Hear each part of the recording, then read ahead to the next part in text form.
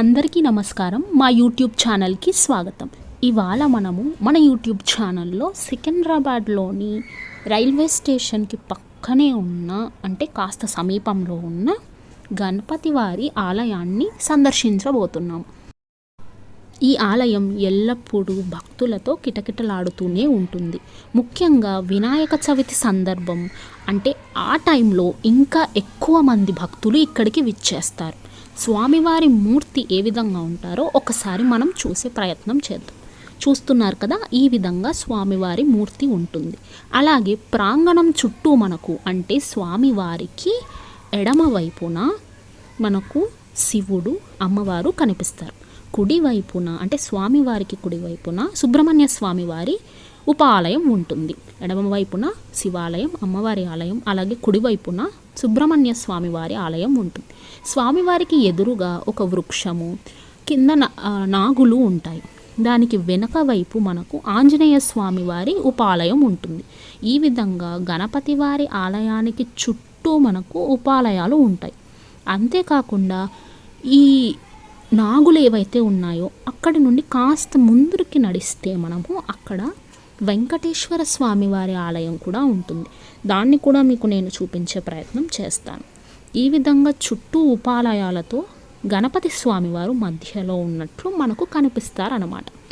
అంతేకాకుండా స్వామివారి ఎదురుగా మనకు ఈ విధంగా ధ్వజస్తంభం అనేది ఉంటుంది. ఇప్పుడు మనము వెంకటేశ్వర స్వామివారి ఉపాలయాన్ని చూసే ప్రయత్నం చేద్దాము.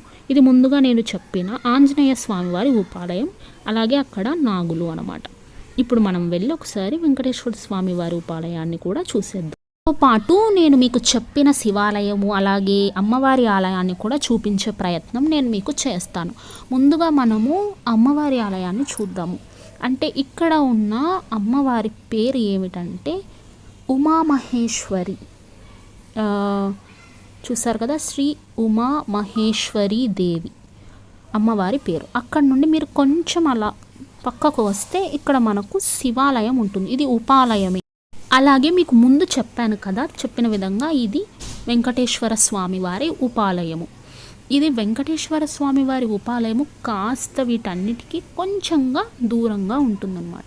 అంటే నేను చెప్పిన నాగులు ఉన్నాయి కదా, వాటికి ఎదురుగా ఉన్నట్లు ఉంటుంది. ఆ చెట్టు నాగులు వాటికి ఎదురుగా ఉన్నట్లు ఉంటుంది. ఇప్పుడు మీరు చూస్తున్నదంతా లోపలి ప్రాంగణం. ఈ విధంగా కాస్త ఎక్కువగానే రంగులతో నిండిపోయి ఉంటుంది. మనము ఎంట్రన్స్ లోపల నుండి బయటికి వచ్చేటప్పుడు ఈ విధంగా కనిపిస్తుంది. మీరు ఆలయాన్ని దర్శించుకొని బయటికి వెళ్ళేటప్పుడు అక్కడ మీకు పునర్దర్శన ప్రాప్తిరస్తు అని రాసి ఉంటుంది. ఇదండి, ఈ విధంగా నేను సికింద్రాబాద్ గణపతి వారిని దర్శించుకోవడం జరిగింది. మీకు ఆ గణపతి ఆశీర్వాదం ఎప్పుడూ ఉండాలని కోరుకుంటూ ఓం శ్రీ గణేశాయ నమః.